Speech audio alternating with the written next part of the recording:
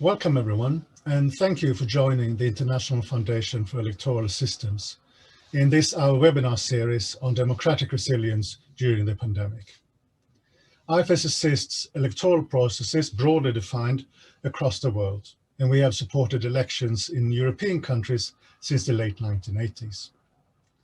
So far in this webinar series, we have focused on election administration during the pandemic, on electoral integrity and disinformation, the active participation of youth, on ensuring that electoral processes are inclusive for persons with disabilities, and on improved cybersecurity. Our first webinar was held about a year ago, and that was organized together with the CSO Memo 98. That focused on the parliamentary elections in Slovakia, and that was one of the last elections to be held in Europe before the pandemic took hold.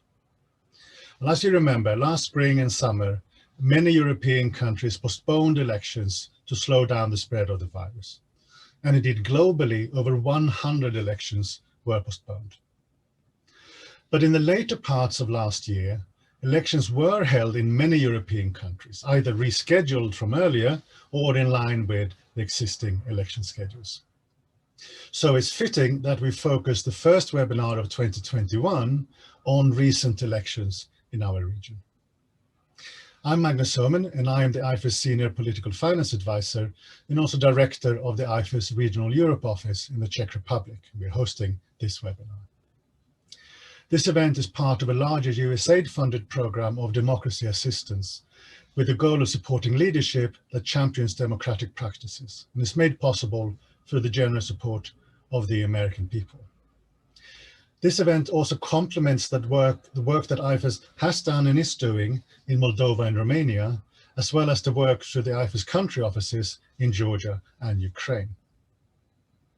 So in this webinar, we'll focus on the recent elections in Georgia, Moldova, Romania, and Ukraine.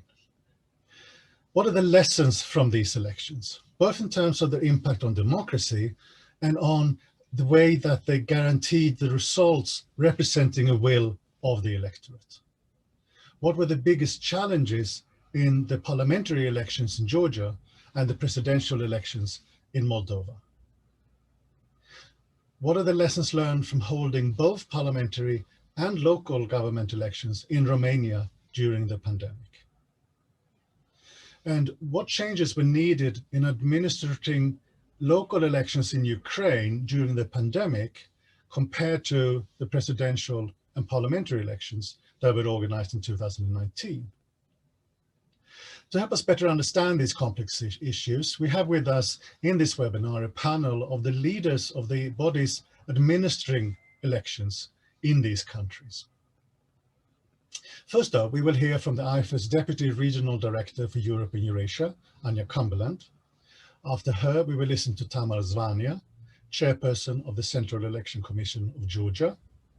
Next will be Vajda Zsombor, Vice President of the Permanent Electoral Authority of Romania. The next panelist will be Dorin Cimil, Chairman of the Central Election Commission of Moldova. And our final panelist will be Vitalii Plukar, Deputy Chairperson of the Central Election Commission of Ukraine. After the panelists, we will open for questions as well as comments. So if you have any questions or any comments, please type those in using the chat function. But first, I will hand over to the IFES Deputy Regional Director for Europe and Eurasia, Anya Cumberland. Anya, please. Thank you very much. Can you hear me okay? Welcome, everyone, and thank you for joining IFES 7th webinar focusing on elections that took place during the pandemic in Europe and their lessons learned. Our distinguished guests and speakers will offer concrete examples from Georgia, Moldova, Romania, and Ukraine, as Magnus just noted. It is not easy to administer elections during non-turbulent times, so the new challenges that election administration bodies had to face with COVID cannot be underestimated.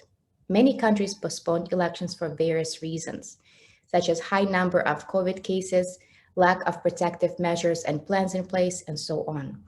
As of January 12, 2021, IFES has recorded postponements in 69 countries and 8 territories, with a total of 116 election events postponed.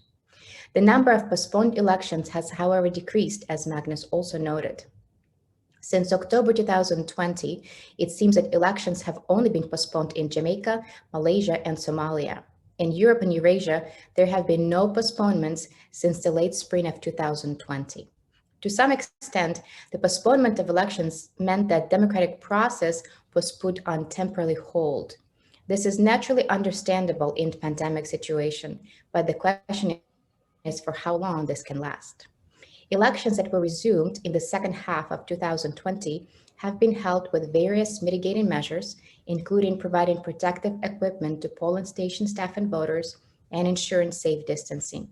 To assist election managing bodies across the region, IFES administered pre-election survey in Georgia, Ukraine, and Bosnia and Herzegovina, and one post-election survey in Serbia between August and September 2020.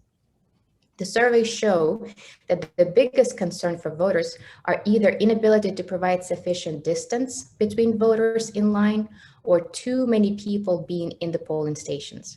Respondents in Georgia, Ukraine, and Bosnia and Herzegovina also stated that during the pre-election survey, general concern was about lack of protective equipment for voters or polling staff.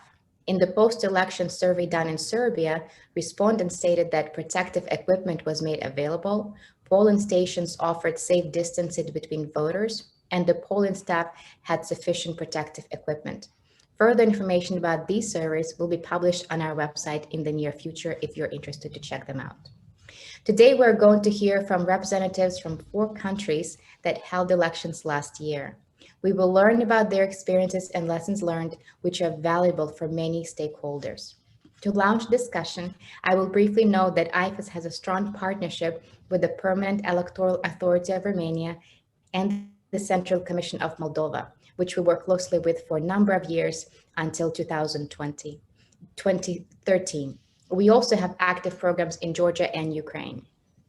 For nearly 25 years, IFES supported democratic elections and political processes in Georgia. We are currently conducting an innovative project funded by the United States Agency for International Development called Elections and Political Processes Support. We work with a diverse group of local partners, combining demand and supply side efforts that target underrepresented groups, including women, youth, ethno-religious minorities, and persons with disabilities. IFES works closely with the Central Election Commission, and the range of interventions is designed to help develop sustainable and healthy political competition based upon policy and principle, and to address ongoing electoral challenges. In Ukraine, IFES has played a key role in the emergence of democratic electoral processes and institutions since 1994.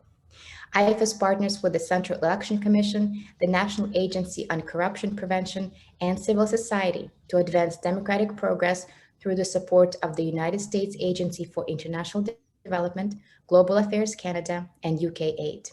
These efforts include IFES' support to democratic elections in Ukraine, including the most recent 2020 local elections. I should also mention that this webinar is being hosted by the IFES Regional Europe office, which is based in the Czech Republic, as Magnus noted earlier. This office focuses on sharing experiences between persons who work with electoral issues in one way or another.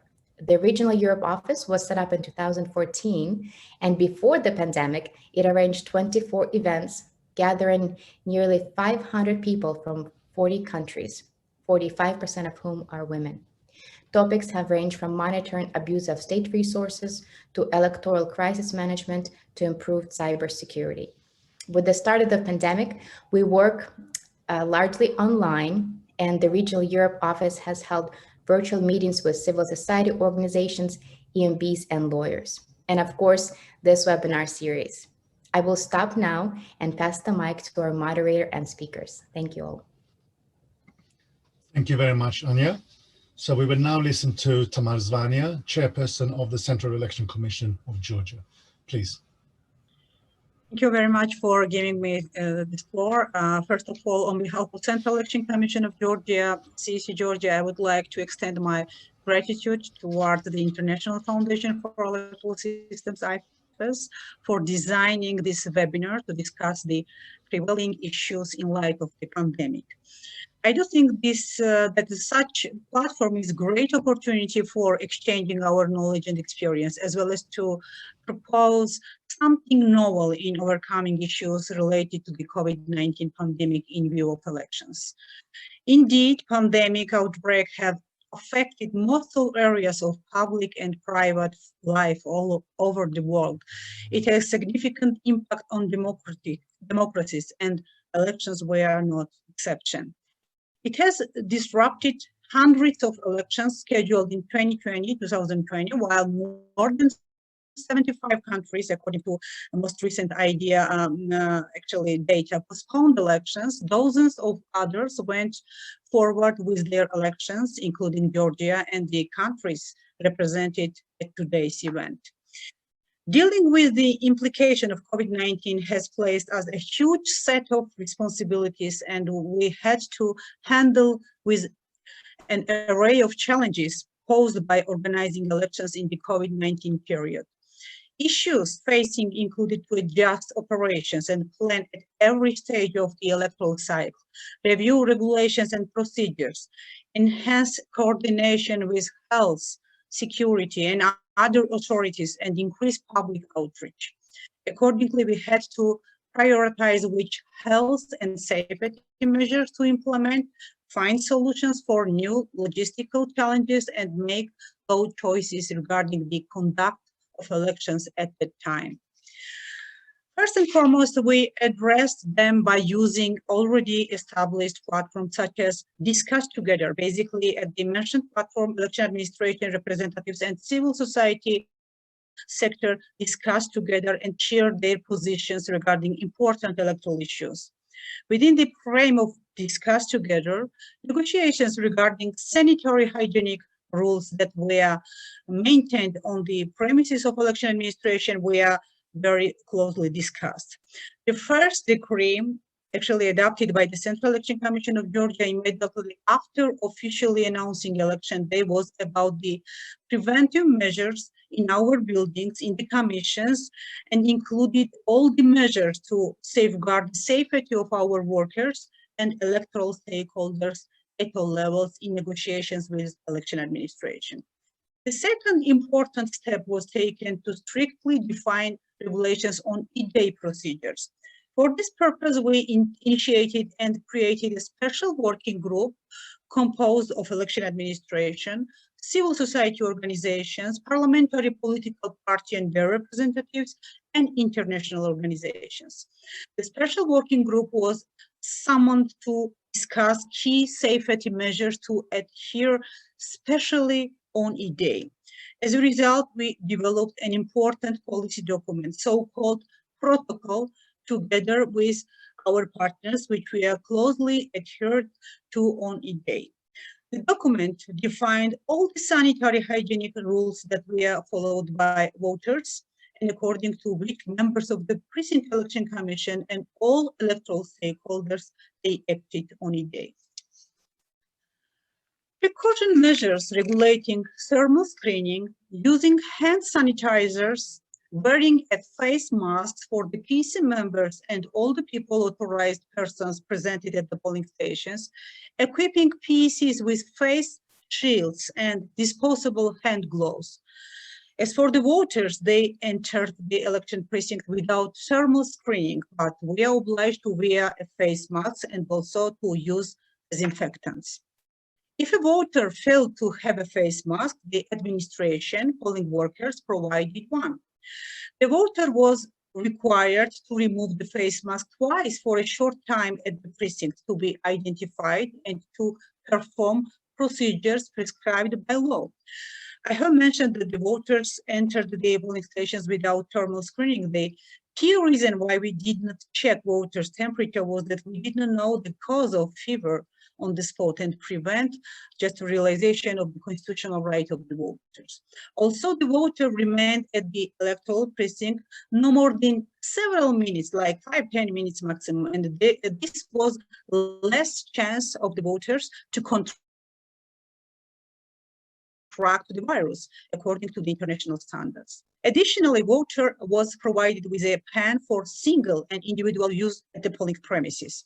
Polling booths were arranged in such a way to maximize the adhering to sanitary hygienic requirements and along with it to maintain the principle of secrecy of polling.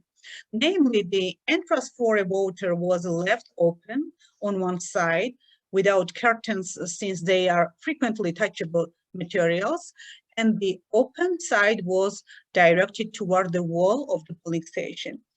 It was underlining that to ensure safe conduct of parliamentary elections, United States government through United States Agency for International Development, USAID, and International Foundation for Electoral System, IFES, and by active participation of US Embassy to Georgia, handed the election administration lots of personal protective equipment, such as face masks, face shields, gloves, and disinfectants. While planning election process, we considered the needs of the individual being in penitentiary institutions and discussed how their participation in elections could be facilitated. The election administration adopted a third very important policy document concerning their participation in elections, as well as staff in the mentioned facilities. The key to prevent the spread of the COVID-19 in penitentiary institutions was the rule that the members of the commissions, like observers, representatives of election subjects, proxies, press, and other media, were obliged to undergo 2 weeks mandatory quarantine in the relevant quarantine area. Individuals in question took a PCR test for the COVID-19 on 29 October 2020, just 2 days before election day. Hereby, I would like to underline that we ensured also conduct of parliamentary elections for Georgian peacekeepers stationed in Afghanistan. Georgian armed forces taking part in the NATO-led resolute support mission voted in elections in full compliance with the safety rules.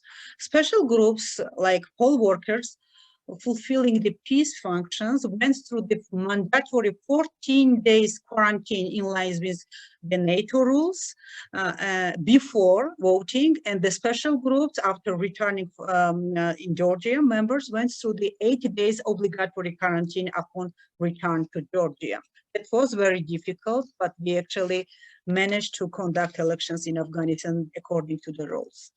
One of the biggest challenges for the election administration at this time was to ensure electoral participation of COVID positive voters in medical facilities, in quarantine areas, and those in self-isolation.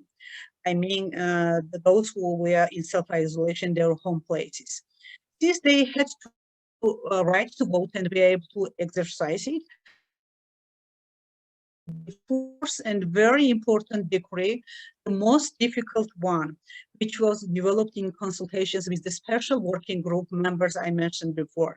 We offered voters placed in medical facilities and in isolation to participate in the services of special groups with the function of an electoral commission. Namely, the CC Georgia established special groups and special polling stations, 127 special polling stations for the first round of elections and 80 of them for the second round of elections for these COVID risk groups. Representatives of a special group delivered mobile ballot boxes to voters placed in medical institutions and quarantine areas. Additionally, voters in self-isolation whose data was officially recorded in a database of the relevant entity might address the election administration for voting by mobile ballot box. Epidemiological recommendations were fully followed, which supported preventing the spread of the virus.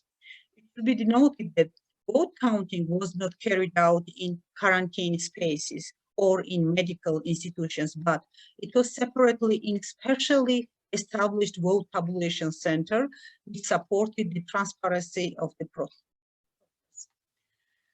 Recruitment of the adequate member of the polling officials was a real challenge during the COVID-19 period. Georgian election administration typically requires a greater number of the polling officials to fulfill the election commission functions. With new health and safety measures in place because of the COVID-19, all election officials at all levels were trained and provided with necessary information to prevent transmission of the virus during election-related activities, along with the election-related issues. Since the number of infected polling workers increased day by day, election administration had to replace many of them, but about 100 poll workers for election day just before E-Day. Another important aspect was the voter information campaign. This had a crucial function during the pandemic. Information campaigns served a dual purpose at the time, explaining voters how they can participate in elections, highlighting particular procedures, and also providing information on the measures that have been put in place to ensure their health and safety. The latter was necessary to bolster public confidence in the election process and encourage electoral participation. For the mentioned purpose, we ran a full-scale information campaign, which included a series of TV and radio advertisements. These ads displayed different polling procedures and also highlighting the security of the polling stations amid pandemic. Additionally, information flyers were distributed by the polling workers to the voters according to their registration addresses. Flyers were also spread by the election administration at the places of public gathering with the measures about elections and the safety of the electoral process. Also in medical centers, in quarantine zones. The posters also were placed for voters. We have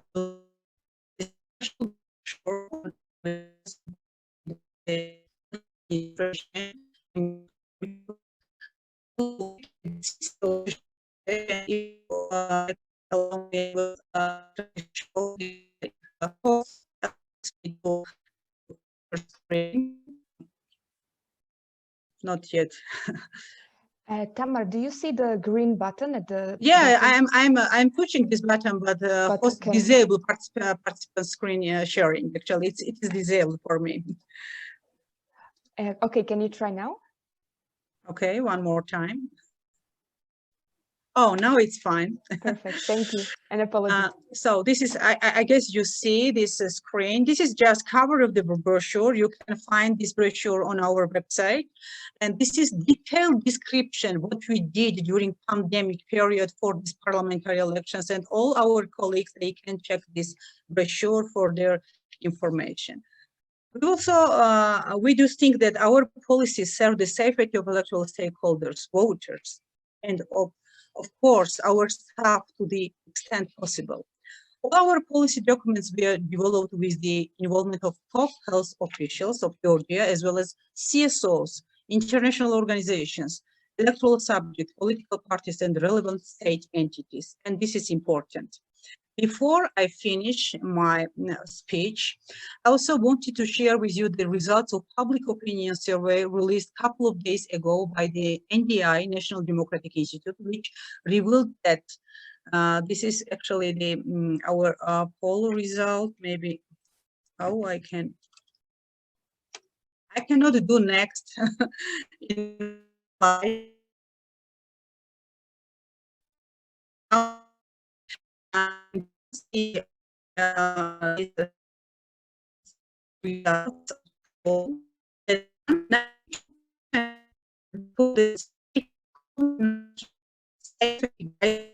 Well administered at the polling stations in Georgia during parliamentary elections. In polls conducted in actually 92% of respondents stated that the polling stations environment were well ordered.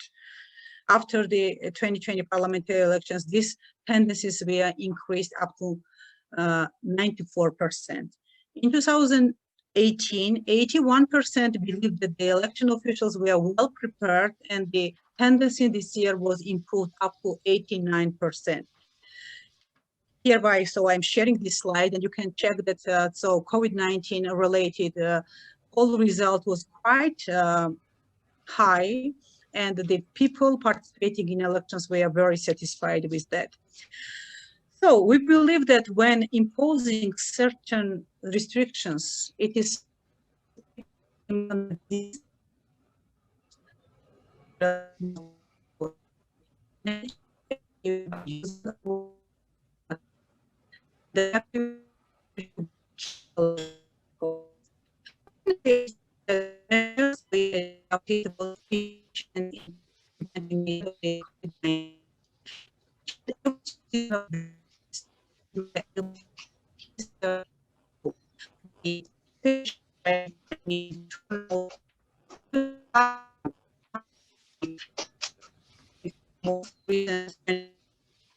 so our experience will be beneficial for other EMBs and, of course, vice versa. Thank you very much. Thank you very much, Chairperson Zhvania. And I now hand over the word to Vajda Zsombor, Vice President of the Permanent Electoral Authority of Romania.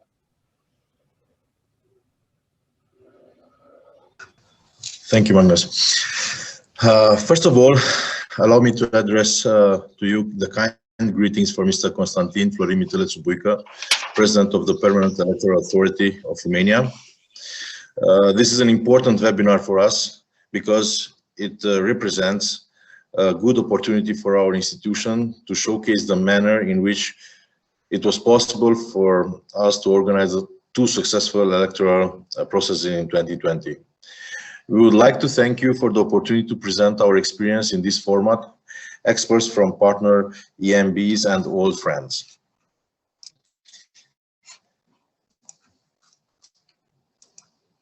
Legal framework.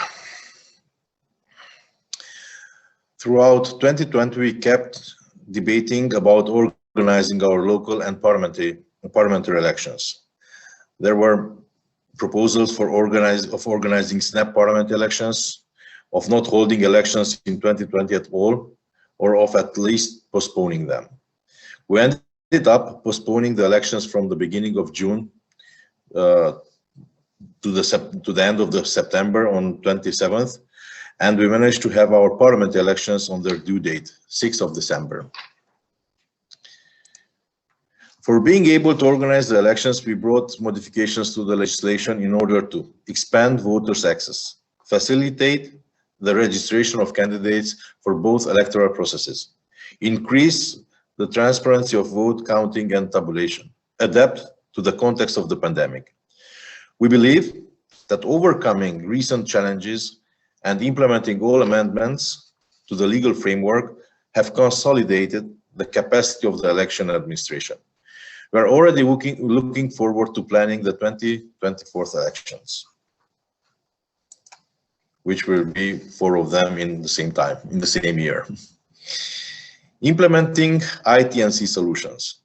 Besides all the legal, administrative and sanitary measures implemented for the well-functioning of the electoral processes in Romania, the experts from the PEA, with the support of the Special Telecommunications Service, have also managed to implement some exciting IT&C solutions in due time for the elections. It is such a developed field that we could spend a lot of time on it, but I will try to do my best to offer a short overview in order to respect the allocated time.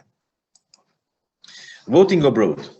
Romanian citizens were able to register online for the parliamentary elections by using a form to vote abroad at the polling station or to vote by mail. The PEA sent out email notifications to all voters whose mail-in vote was registered before the voting process started at the polling stations. The voters who did not receive a confirmation receipt were informed that they may go vote at the nearest polling station.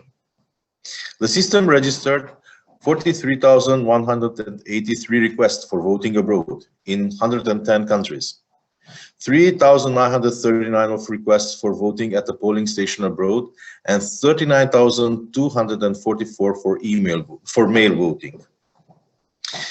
This was a positive evolution compared to the parliament elections of 2016, when only approximately 90 requests for mail voting were registered. Given the social distancing measures, we built an online platform for collecting signatures for supporting the candidates nominated by the political parties and the independent candidates for each electoral process held in 2020. I have to mention our already famous system for monitoring the turnout and preventing the illegal voting, CIMPV, which makes any electoral process so much easier by allowing the verification of a person's eligibility to vote, points out the possible cases of multiple votings, allows filming the vote counting and the publishing of the real-time turnout. Moreover, our system for centralizing the minutes during the electoral processes, SICPV, successfully tested in 2019, has been highly useful for the electoral staff at the polling station, the institution involved in the elections, and the general public, which were able to check the uploaded data. Also, a blockchain solution has been implemented for SIMPV and SICPV in time for the parliamentary elections. This allowed for information to be recorded in real time in clear and hash, fingerprinted of data. This allowed for real-time or subsequent verification of the integrity of the relevant data recorded by the two applications. The verified information was published on the website https://voting.roiep.ro. Genuine communication towards all interested parties. We know that elections involve many types of stakeholders and the stakes are high. We have been trying this last year was to get through to a wide variety of people by using so many tools as we could, especially the online environment. I will focus now on what we did in 2020. For voters' education and information, a call center was installed at the PA's headquarters. Therefore, anyone could call and talk directly to someone involved in the electoral process. This is how the PA specialists were able to connect directly to provide answers regarding the elections. The PA made a series of videos, out of which the most important were also accessible in Hungarian, language of the largest ethnic minority in Romania. The PA created a working group together with the Ministry of Foreign Affairs. As a result of the Minister of Foreign Affairs constantly reached to Romanian citizens abroad to inform them regarding the online registration process for postal voting by promoting our platform www.votstrăinătate.ro. The campaign was delivered mainly online, on the embassies and consulates' social media platforms. PA's relationship with the mass media. The PA managed to develop during the last 2 years a good relationship with the mass media representatives. This has led to a fair real-time reports the media of all the measures which were adopted for the electoral process. PA's relation with the political parties. The PA maintained a transparent and constructive dialogue with the political parties regarding their legal obligations related to the financing of the electoral campaigns for both local and parliamentary elections. PA's relation with the civil society. The PA participated in 2020 to various online sessions organized by associations of Romanians living abroad on the topic of postal voting for the 2020 parliamentary elections. Also, the PA concluded a partnership agreement with the League of Romanian Students Abroad and the agreement with the Students' Union. These aimed, among other things, to support the PA's efforts to promote and disseminate information materials about the electoral processes.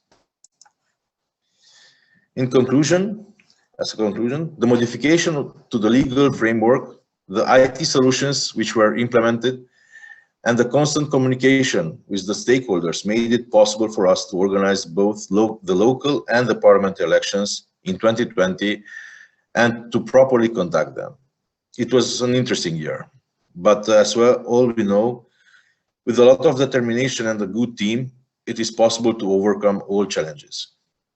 It is gratifying to see that our efforts have been recognized at national and international level, and that the reports about the elections have been positive. We would like to thank, on this occasion, the experts who were part of the observation missions, as well as the international organizations which kept our network strong during these interesting times for organizing elections.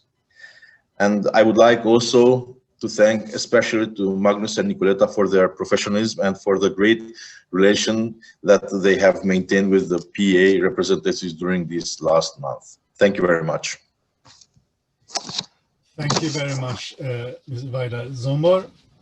And our next panelist is Dorin Cimil, Chairman of the Central Election Commission of Moldova. Please, Mrs. Cimil. Thank you very much. I have a presentation. Please help me to present.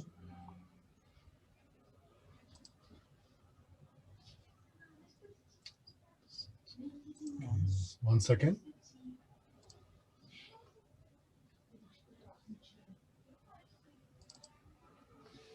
Yes? It's okay?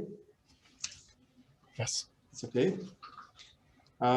Dear participant, in my presentation, I would like to share the experience of the Republic of Moldova on the organization of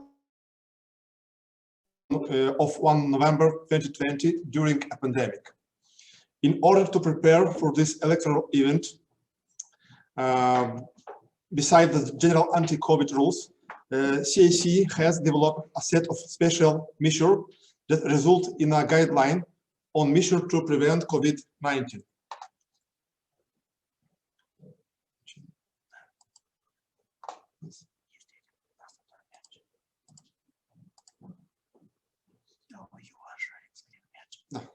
Thank you.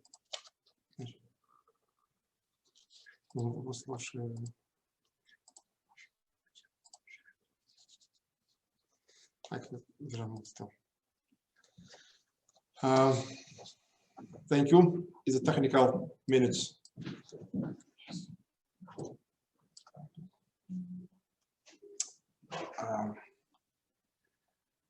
During the election period that was approved by the National Extraordinary Public Health Commission, the national authority responsible for these issues, electoral logistics. CAC realized public procurement for protective equipment for the polling station opening inside the country, masks, gloves, hand sanitizer, surface, disinfectant, visors, thermometrics, protective suits, and glasses. Besides, the government has allocated additional funds for the purchase of protective masks for all voters. For the polling station opening abroad, the purchase of protective equipment was carried out by the Ministry of Foreign Affairs. Also, we have supplied all the polling station opening abroad and the biggest polling station opening inside the country with MRZ scanners for ID to speed to the process of voters check by the operators of E-Day, election day. To protect all participants involved in the electoral process, voters, electors officials, candidates, and other actors involved, a set of binding rules to prevent and control COVID-19 infection during elections were established. 1. Participants in the electoral process had to respect the social distance between persons of at least 1.5 meters. Voters had to come to police station with a personal pass and had to wear masks in closed public space. Election officials were provided with protective equipment and hand surface sanitizer. Election officials were surface had to disinfected, and a wet cleaning regime had to be ensured at least 3 times a day. The space had to be frequently or constantly, if possible, ventilated. Voters were notified to the obligation to comply with the rule of social distance and prohibiting of mass meeting with the participant of more of 5 people within the polling station. This rule was also applied for the meeting organized during electoral campaign. Temperature of each official and vote were mandatorily measured, and to access to the polling station of people with symptoms of acute respiratory infection. Voting at place of stay. Citizens who are not able to physically symptoms of acute respiratory infection had to exercise the right to vote at the domicile by submitting an application to Electoral Bureau in written or oral in the period between 2 weeks before the election day until 3:00 p.m. each day. In the case of a large number of applications, it was recommended to create two teams for voting and at the domicile. One team had to appointed for suspicious or COVID positive voters and another one for other peoples. If there was only one team, it was recommended to visit preferentially older people, people with disabilities, and subsequently those tested positive or suspicious people. The 2 members of the Electoral Bureau of the polling station appointed to travel with a mobile ballot box had to have protective equipment, including protective suits, shields, masks, glasses. The transport used by the mobile teams for voting or the domicile had to disinfect it after each case served. People with symptoms who came to the polling station opened inside the country after this year of suspected persons that came during the day and were enabled to request voting at their domicile. Citizens from abroad or citizens with residence in Transnistria region were able to vote at the polling station if insured with masks, gloves, priority passage to the ballot box, and minimal contact with people from the polling station. After the departure of the suspicious person, all surfaces were disinfected, all voters were advised to self-isolate, to call the family doctor, and to request an ambulance if necessary. Organization of voting abroad. The only possibility to vote abroad in person at the polling station. By law, the organization of polling station abroad is done by CAC. Polling stations are opening obligatory inside the premise of the diplomatic mission, permanent representative of the Republic of Moldova, and also in other localities, in line with special criteria. In order to obtain the permission to open polling station and organize election abroad, CAC, in collaboration with Minister of Foreign Affairs, have adopted a special plan and had meeting with the ambassadors of the country, where we have 2 largest diaspora. Also, your embassy, our embassy, were in permanent negotiation with state, regional and local authorities from the country where they plan to have polling station. Broadly speaking, the authority in the state of residence responded positively to the request of the Moldovan authorities, but extra rules and standards besides on the one regulated by Moldovan legislation, have been demanded to avoid being in public space after a particular hour. In this regard, CEC has diminished the voting schedule for some polling stations to limit leaving the premise of the locality. Moldovan embassy have issued special confirmation letter that were distributed through social media, mobile application.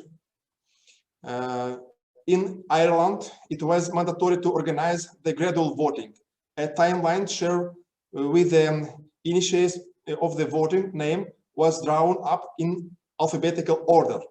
Strict conditions to respect in terms of establishing the place and the premise of the polling station, limited number of persons inside, enough space, different doors for entry and exit. Education of voter and training of electoral officials.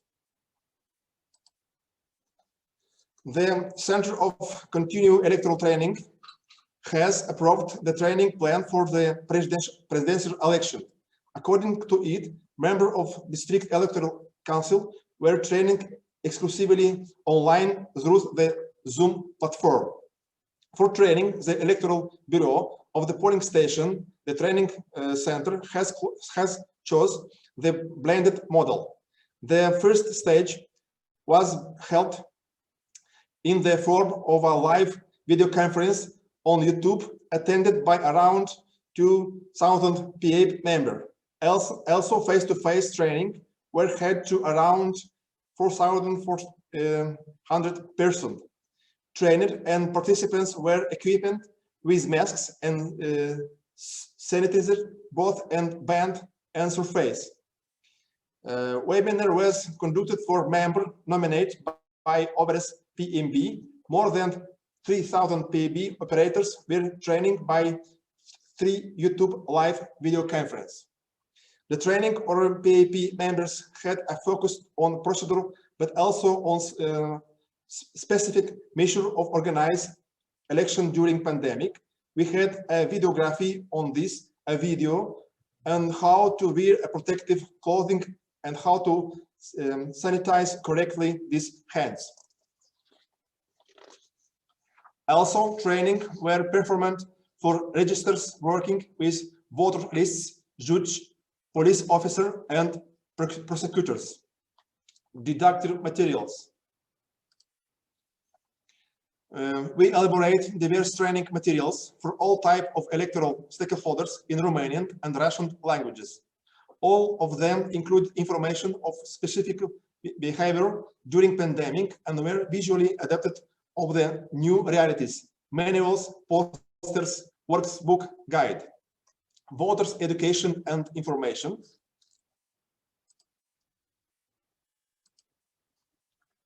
For the 2020 election, CEC and the Center of Trainings have developed and implement a large-scale and complex education campaign that targeted the general population, but also some special groups, young ethnic minorities, citizens living abroad, and from Transnistrian region, soldiers, and detained persons. It also included a special information campaign for voters dedicated to the organization of election during COVID-19, implemented with support of the development partners, aiming is to draw voters' attention to the need to comply with the security rules during voters. During the period, the election period, CECT reached 100 schools and localities. We campaign also Archie's route to election, include in a donation of election. Comics magazine for primary school children prepared in 5 languages, abroad games, guides for students, and ball mascots. Another campaign carried out by youth in the US Embassy assistance involved informing voters about the voting procedure and how they can get involved in the electoral process. We address especially the Gagauz Russian and Ukrainian ethnic communities. We targeted both voters living in the country, included in the left bank of the Dniester and abroad. We have not neglected hearing impact voters either. 5 podcasts, 5 member series, 5 videos.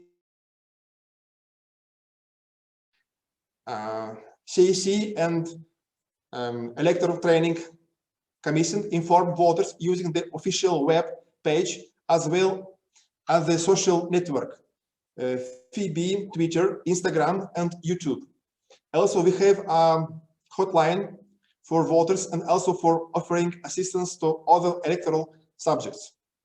Posters were made for each polling station, video animation, K-video messages in with UNDP, CAC, CCET, and Diaspora Relation Bureau, motivate people to vote, responsibility, and safety.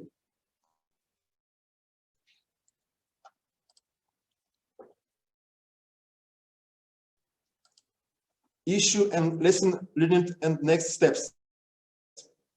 The participation rate first round was about 72% for the second round. The presence of voters wasn't affected by COVID-19 in comparison of the last presidential election was had a rise of 91%. We also have registered a record in the participants of our citizens from abroad around 2,000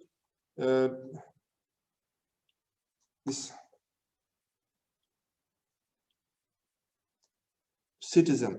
The better understand that where the main gaps and challenge the wet measure shall be applied to better organize the second round.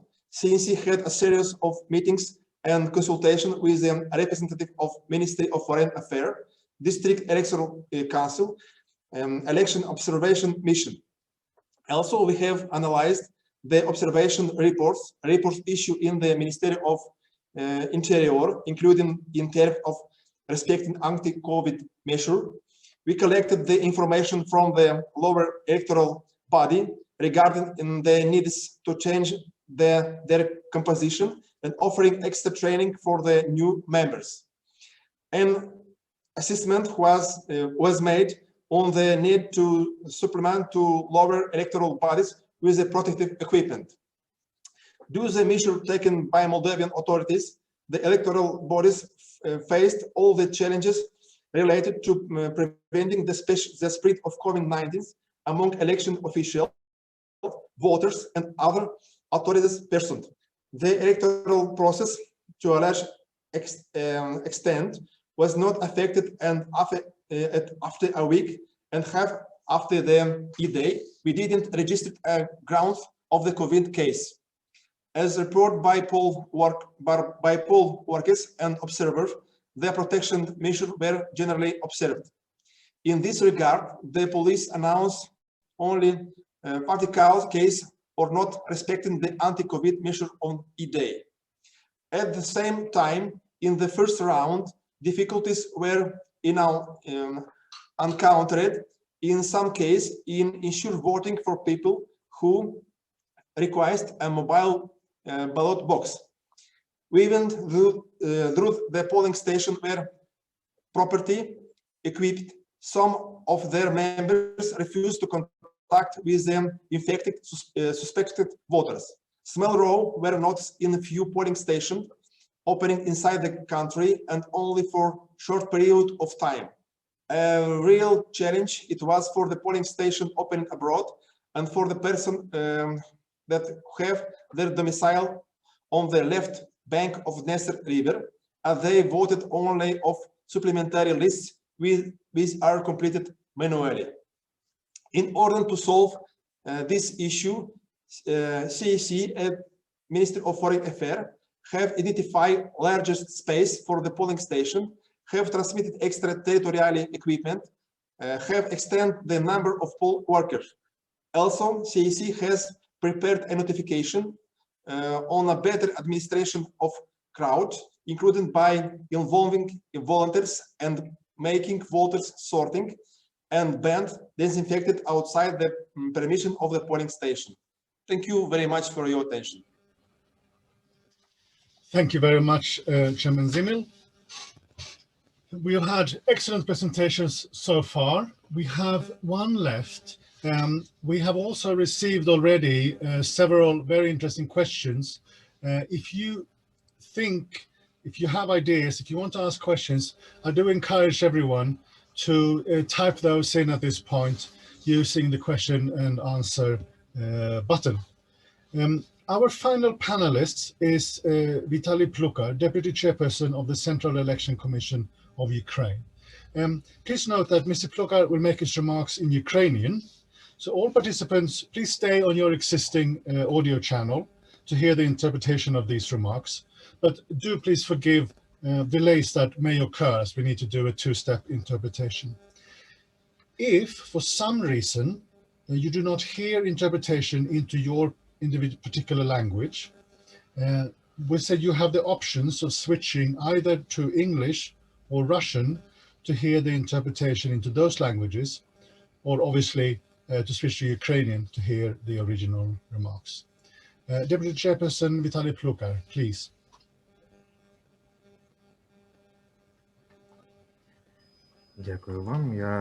Thanks a lot. I will try to share my screen with you as well.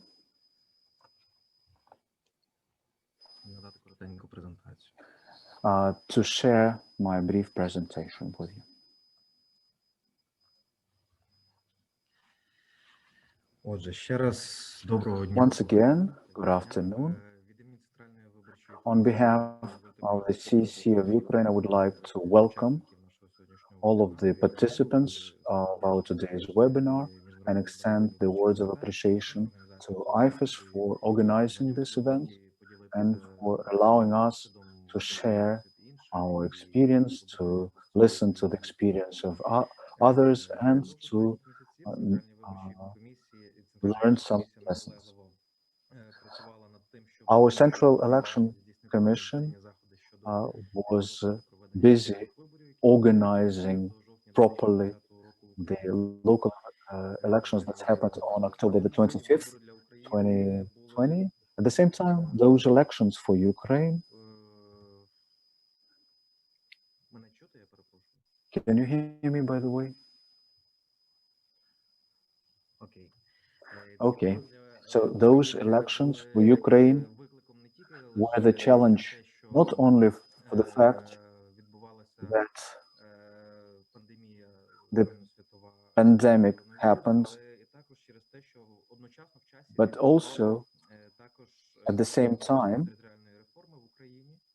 the territorial administrative reform was happening in Ukraine, and some changes were happening in the electoral laws that regulated the new way of conducting local elections. And on top of that, the pandemic has only made it so much more difficult to conduct local elections, and the focus in the efforts by CC were to prevent the spread of the COVID-19 virus. We recognized that we would have to inform our voters more and to offer additional education on the new electoral norms introduced to electoral laws, so that people will be well informed not only about those new rules, but also about the new measures of health concern. In order to ensure the adherence to the compliance with the measures, our Cabinet of Ministers has issued the relevant resolution, and our Parliament actually suggested and instructed the government and the CEC to develop the necessary measures and recommendations to ensure that the voting rights of citizens would be taken care.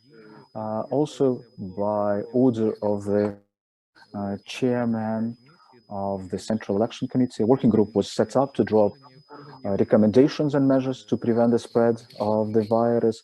This working group included representatives from the ministries, other central executive bodies, from Parliament, the National Security and Defense Council, the Association of Ukrainian Cities.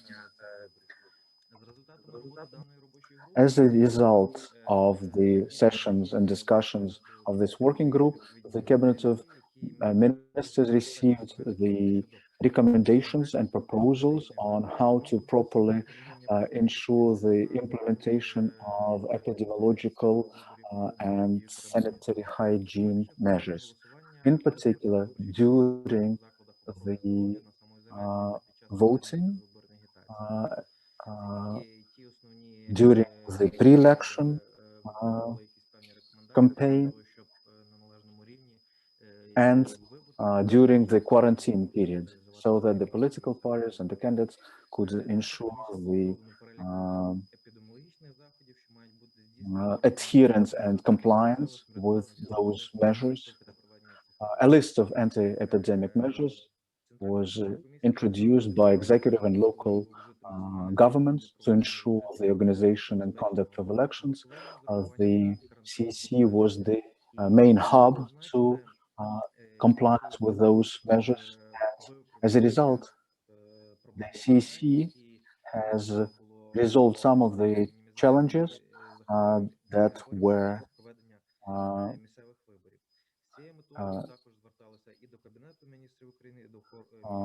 identified as top priorities, and as a result, we involved the relevant ministries and agencies, local self-government bodies, those who have the authority to deal with those challenges and to ensure on the ground the compliance with the epidemiological and sanitary hygiene measures. The CEC has issued a set of recommendations for the voters to adhere to those anti-epidemic measures. And as a result, we ensured that the local elections would be carried out both in compliance with the new electoral rules, but also with the anti-epidemic measures. We focused on the application of those measures by the voters themselves and by the voting polling station employees, namely wearing personal protective equipment, using personal PAN, and also in order to identify the person's identity, we required people to take off the mask for a very brief period of time, but otherwise they would have to wear protective mask at all times. Also, members of the Election Commission, official observers, police officers, employees of those institutions, the premises of which were used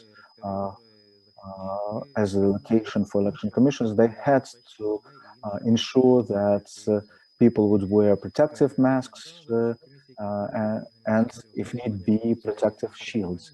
Members of the Election Commission arranging the election process had to use protective mask and protective gloves on the premises, and the used equipment should be disposed of, while the protective shields and stationery, that is pens, issued to the voters shall be disinfected after each voter visit.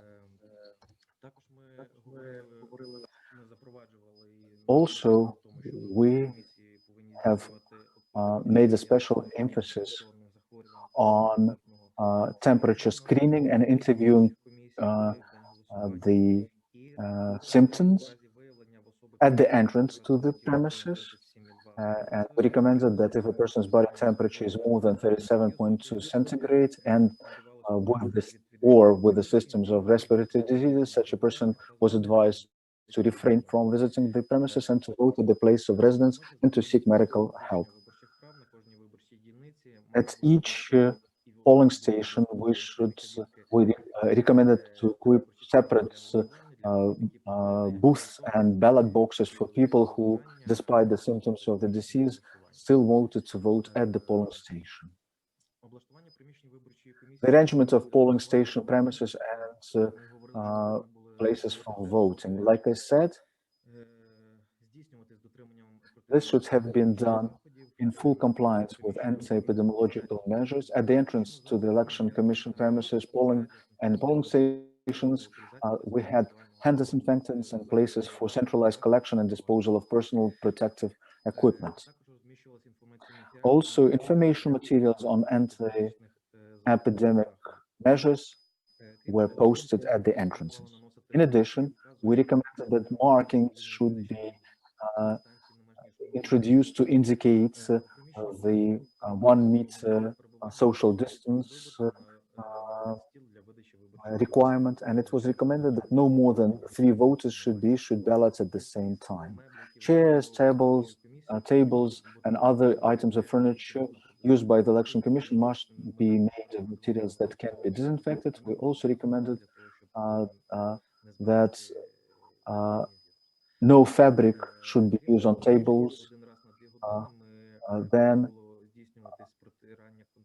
at least once every 2 hours, all the surfaces should have been disinfected, and the cleaning of the premises should be done at least once every 4 hours, and regular ventilation should be ensured. As for the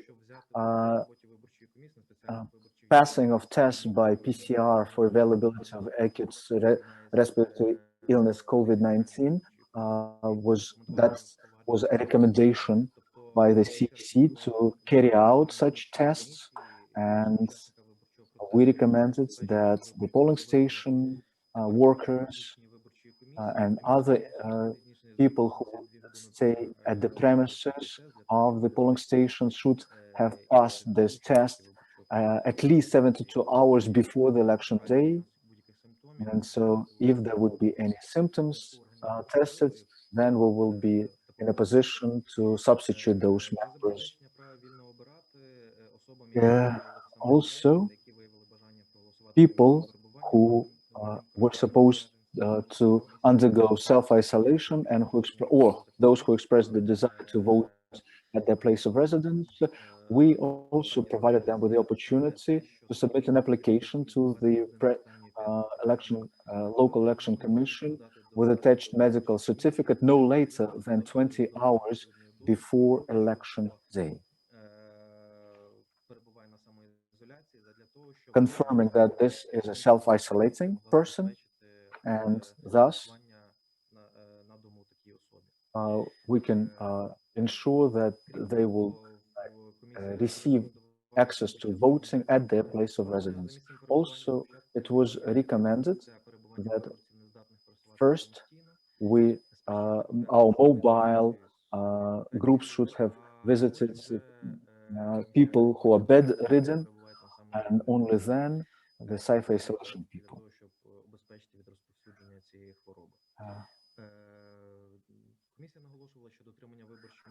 Also, the CEC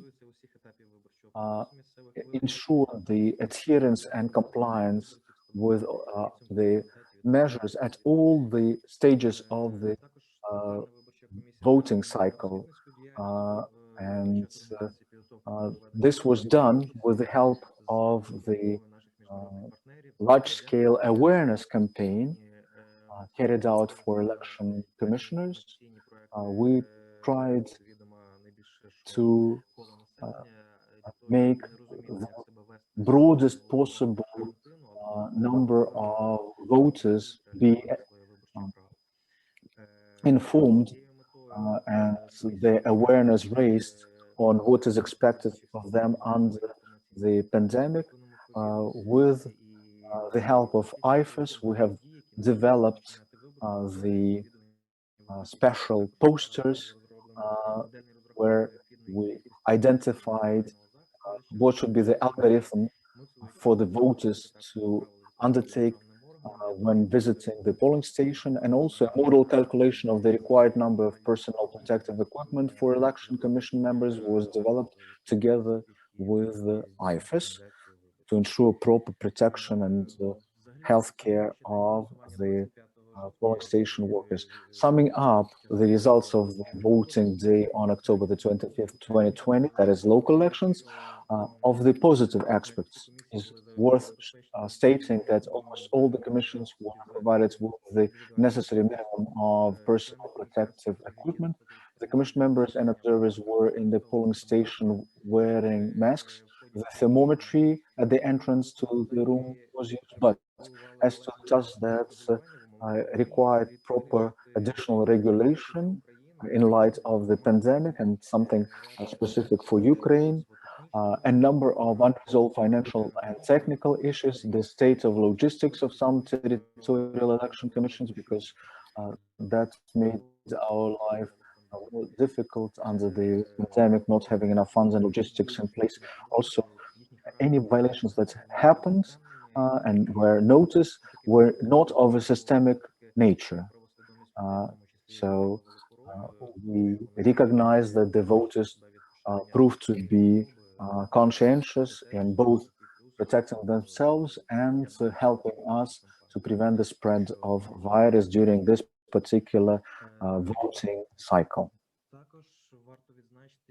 Also, it's worth stating that one of the results of the local elections on October the 25th, we faced the second ballot in local elections, the second round of elections, and obviously we had to be well prepared for the second round, and some of the problematic issues and challenges identified on October the 25th, we tried to overcome them by the time of the second round. So we focused on those challenges and problematic issues, and in addition, we prepared and adopted an additional resolution on urgent measures to create appropriate conditions for the safe organization and conducting the second round of local elections. The CEC identified that it's vitally important that not only this procedure on anti-epidemic measures should be fully adhered to, but in order to protect voters' rights, we also had to ensure the compliance with the norms of the voters' law and the election codes in Ukraine. And this made a special focus on timely and full provision of the necessary number of personal protective equipment, contactless thermometers, detergents and disinfectants, and we identified that such equipment should be regularly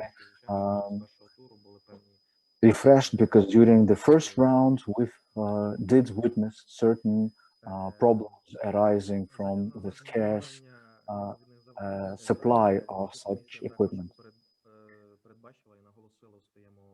Also, in our resolution, the CEC identified that the voting booth for voters with a rise in body temperature above 37.2 degrees centigrade and or symptoms of respiratory diseases should be located only in the polling station and separately from other voting booths.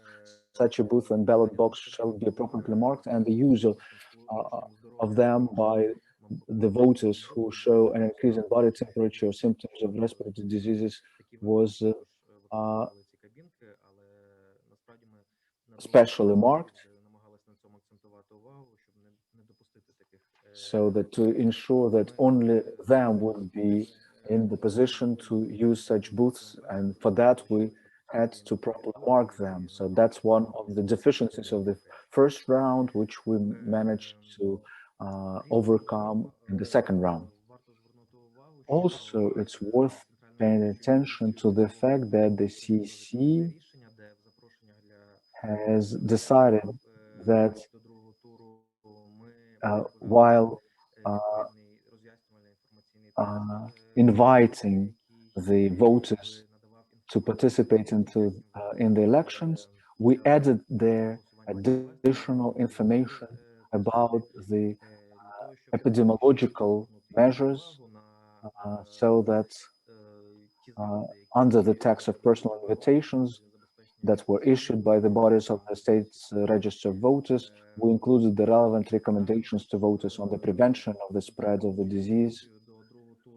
Also, before the second round, the CC, together with our international partners, we have prepared the special instructions and bulletins for the members of territorial and precinct election commissions on the organization and proper preparation of premises for voting in quarantine conditions. We disseminated those guidelines over mass media, over social networks to cover the broadest audience and to make sure that people are exposed to this information all the time. Like I said, there were both positive and negative aspects in conducting elections during the pandemic, and those aspects should be voiced out, allowing others to avoid repeating them. So among positive aspects, like I said before, we have the high level of consciousness of citizens in compliance with the mask regime and relevant anti-epidemiological measures, disinfection, etc. So it's great that voters proved to be quite conscious about the danger, but at the same time, their civil duty to vote. Also, the observance of social distance and tolerant attitude to each other and to the members of the commissions. There were no scandals when people were asked for temperature screening at the entrance or asking people to wear masks. People were treating it with understanding, so the tolerant attitude. Among negative aspects or disadvantages, even during the second round of local elections, we should observe that measurement of body temperature at the entrance to the polling station was not carried out at all of the polling stations, again, because of the lack of the equipment sometimes, the thermometers, but something that could have been resolved if we would have more time to prepare or more people involved in preparatory work. Also, we have to notice the partial lack of protective suits. Separate voting booths for people with fever were organized at the polling stations, but other voters often voted in them during the acceptance of election documentation and the minutes, the protocols in the Territorial Election Commission. Not all commissions adhere to social distance, and ordinary baskets were used for the disposal of protective equipment, and not in all precinct election commissions, unfortunately. Coming back to the acceptance of the election documentation and the minutes, the non-adherence to the social distance was caused by the fact that there was tiredness at the end of the election day, and people were paying less attention to the aspect of social distance in the afternoon. And as for the ordinary baskets that were used for the disposal of protective equipment, it's worth stating here that the pens used were mostly personal, although there have been many cases of using the same pens that were left or placed in the booths. So under the conditions of the pandemic, it's worth stating that most of the people were aware of additional measures of health protection and the requirements for anti-epidemiological measures were well accepted and well adhered to and complied both by the voters and the members of the election commissions. At the same time, it's worth mentioning that all those positive aspects would be impossible without the support of our stakeholders and international partners, international organizations with whom we tried to coordinate all our efforts to ensure the best coordinated results. And as a result, the elections did happen. They happened on the high level of adherence to protection measures. There was no spike in increase of diseases after the election day. So I would like to thank all the members of our election commissions for being courageous enough to work under such dangerous conditions. Thank you for your attention. Thank you very much, Deputy Chairperson Plukar. And thank all our panelists for your presentations. We have received a mass of very interesting questions given the time we have available, and we will unfortunately not be able to ask and answer even a fraction of them. But I just want to ask a couple of questions that have come in from our participants. And one which I think is particularly relevant is we held elections in many countries, including the countries we've been talking about now, in the later part of last year. And the elections had many challenges in the administration. Of course, an election also requires that political parties and candidates that are involved can campaign. So the question is, if the panelists would comment on the ability and the impact of COVID-19 on the campaigning by political parties and candidates. What feedback have you received as election administrators from political parties and candidates on that issue? And this is a question that is open for all our panelists. Ms. Tamar Zhvania, if you would like to go first. Thank you. Yeah, thank you for this question. The question was the general, and also there was a separate question, actually, especially asked to the Georgian election administration with regard to campaign rules. Actually, I read all the questions and I know what are the questions. And just to answer this campaign-related question, that's a very important question, and that also answers the question with regard to lessons learned. You could also change if you plan some next elections for there was such question also. That's one of the very important questions because, for instance, in Georgia case, so there was no any regulation with regard to campaign rules. I mean, any amendment in the legislation or any special regulation issued or decree regulating campaign rules. The understanding general was that there are some general rules which restricts in pandemic situation some gatherings, also which asks to wear the face masks, to keep the distance between the people, and these kind of general rules may apply to the campaign, events.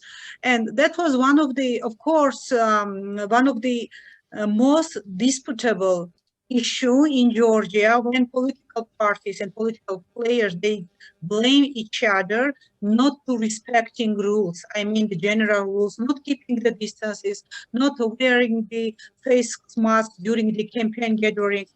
Of course, most of the parties, they tried to conduct the campaign events in open spaces because especially after summertime, so the COVID positive was very low in Georgia, and that's why even the general rules, they are not very strict, but still that was one of the disputable problem in Georgia, because then after the campaign events, there was general understanding that these campaign events were the main reasons for further spread of the coronavirus in election time period.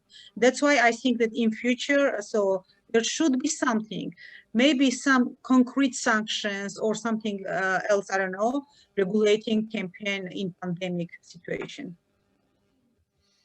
Thank you very much. Chairperson Zhvania, what about our other panelists? Anyone would like to address Mrs. Zsombor? Yes, hello.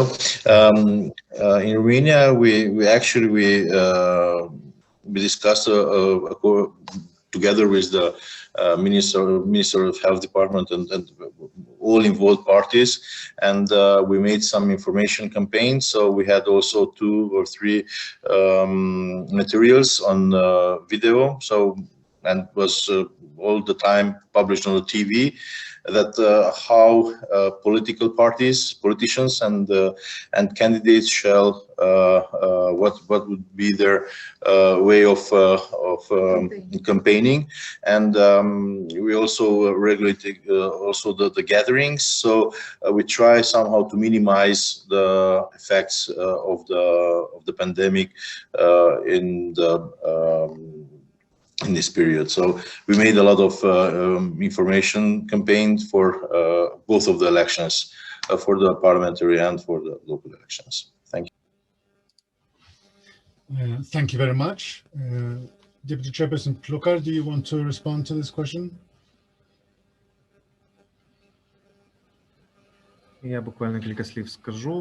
Just a couple of words from me. The CC in Ukraine has also prepared a set of recommendations on how to comply with anti-epidemiological measures during the pre-election campaigning, and we received a number of complaints about the violations during such mass events, during pre-election campaigning time, and even since these were local elections, the candidates and the political parties tended to use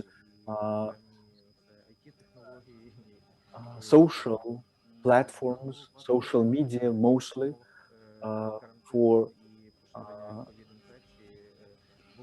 the pre-election campaigning purposes, and they recognized that that will be an unusual year when they would not be able to carry out the usual campaigning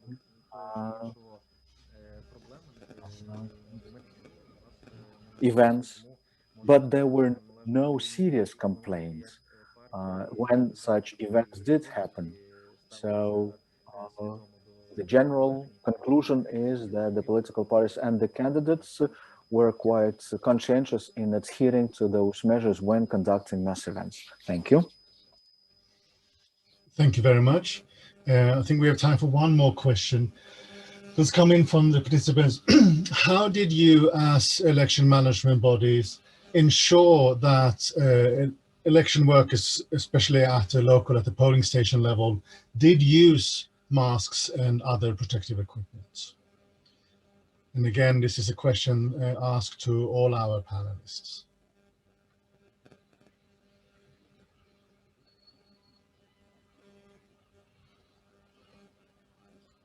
Yes, Chairperson Zhvania?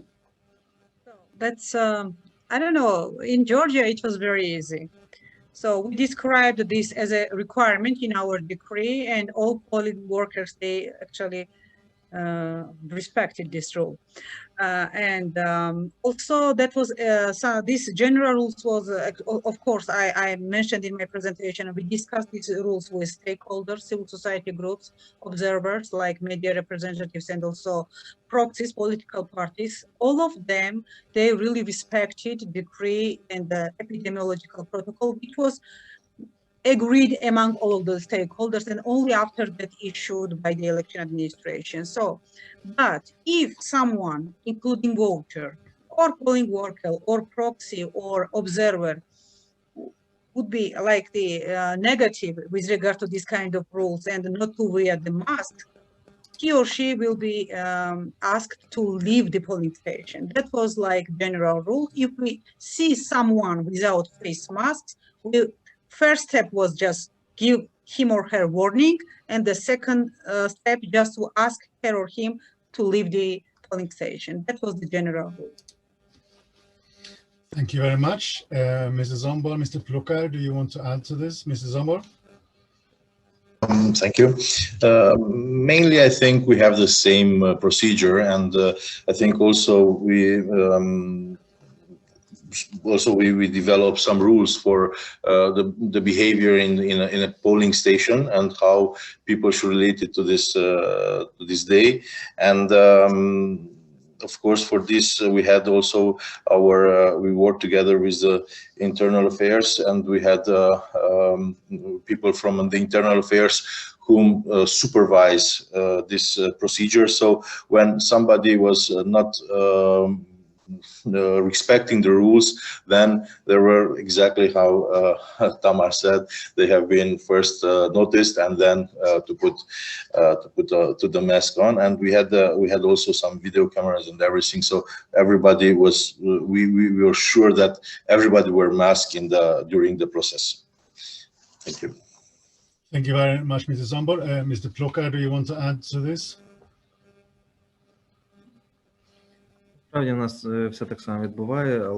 Well, actually, the same happens with us.